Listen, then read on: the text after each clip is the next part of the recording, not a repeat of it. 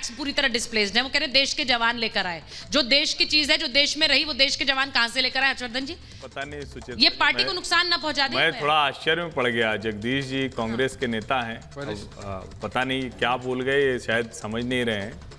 ये सेंगोल बाकायदा सी राजगोपालाचारी जी के सलाह पर, क्योंकि कैसे देश स्वतंत्र हुआ, भारत के प्रथम प्रधानमंत्री वो सत्ता पर बैठने जा रहे थे, तो क्या परंपरा, क्या अनुष्ठान होना चाहिए, तो ये भारतीय परंपरा, अनुष्ठान, संस्कृति, विरासत, सभ्यता, उस सबका प्रतीक है। उसके ऊपर नंदी जी हैं।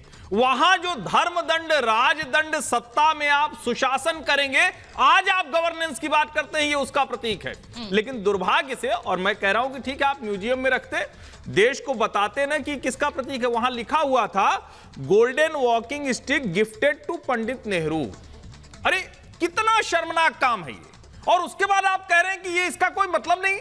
मुझे लगता है कि कांग्रेस पार्टी जहां तक पहुंच गई है, अब उसको वापस आने में भी मुश्किल हो जाएगी, क्योंकि सब तो देश को कह रहे कि ये है ही नहीं। आपने हर्षवर्धन जी बहुत बड़ी बात कही। आपने कहा जहां तक पहुंच गई वहां से वापस आना मुश्किल होगा। संसद का उद्घाटन ये एक ऐतिहासिक मौका है। देश की आजादी के बाद देश में बनी संसद का उद्घाटन है। प्रधानमंत्री जी 2 दिन बाद इतिहास रचने वाले हैं, लेकिन उससे किनारा करना, मैं जरा एक बार जल्दी से जनता की राय लेती हूं, फिर सत्यप्रकाश जी आपके पास आ रही हूं। इस उद्घाटन से अलग करना, क्या आपको लग रहा है, क्या सही है, क्या गलत है? सबसे पहले तो प्रधानमंत्री जी को जनता ने चुना है, और सभी चयनित व्यक्तियों में से प्रधानमंत्री जी का सर्वोच्च पद है। ऐसे में अगर प्रधानमंत्री जी ये उद्घाटन करते हैं तो विपक्ष को समस्या कहाँ आ रही है? जनता ने चुना है एक प्रधानमंत्री, अगर वो उद्घाटन करता है तो इसमें विपक्ष को दिक्कत कहाँ आ रही है? विपक्ष को दिक्कत क्या है? प्रधानमंत्री जी को तो जनता ने चुना है।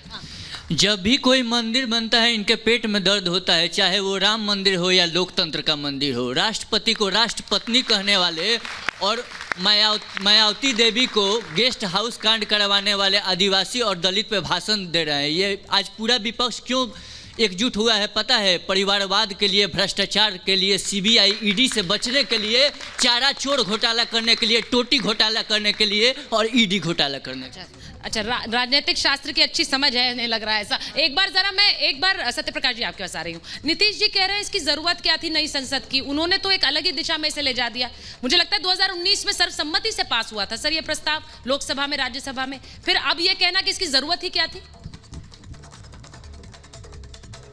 सत्यप्रकाश जी, मैं एक करेक्ट करना चाहता हूं कि मैं यहाँ मिशन 2024 नीतीश विचारधारा मंच के नेशनल कन्वीनर की हैसियत से बोल रहा हूं जी।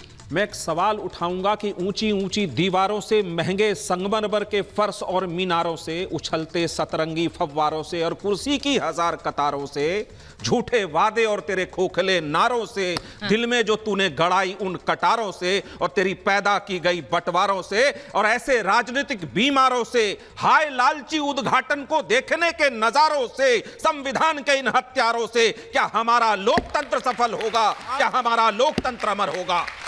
संविधान में एक आर्टिकल है, आर्टिकल 87। इन नौजवानों को बताना चाहता हूं कि आर्टिकल 87 संविधान का क्या कहता है। कहता है कि जब चुने हुए लोग संसद पहुंचेंगे तो उनका संयुक्त अधिवेशन होगा। हर सत्र के पहले संयुक्त अधिवेशन होगा और उस संयुक्त अधिवेशन को सिर्फ राष्ट्रपति ही संबोधित कर सकते हैं।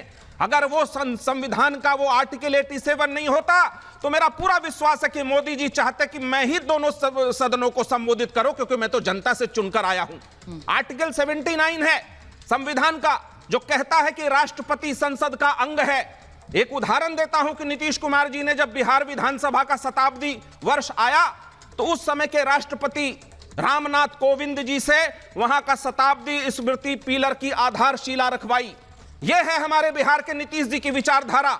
रही बात संसद की, तो मैं मानता हूं कि इमारतों के मूल्यों से देश खड़ा होता है, इमारतों की दीवारों से देश खड़ा नहीं होता है। आपने संप्रदाय के, देश के भावनाओं के बीच बीच में जो बीज बोया है बंटवारे का, 2024 का चुनाव उसका विपक्ष एकता का जवाब देगा। विपक्ष की यात्रा जो शुरू हुई है मजबूती से, उससे ये बौखलाए हुए हैं, तो वो चाहते हैं कि इन चमकती चमचमाती कारों से और महंगी फव्वारों से देश का ध्यान भटका लिया जाए। हम पूरे विपक्ष की 20 पार्टियां, प्रधानमंत्री मोदी जी द्वारा 28 तारीख जो चुना गया है विनायक दामोदर सावरकर, एक सेकंड लूंगा, नरेंद्र दामोदर दास मोदी ने विनायक दामोदर सावरकर के जन्मदिन को चुना है। ये बंटवारे की राजनीति है, ये सर्वधर्म संभाव की राजनीति नहीं है। पहले तो मुझे लगा कि आपने जो अपना परिचय दिया 28 मई को बो रहे हैं।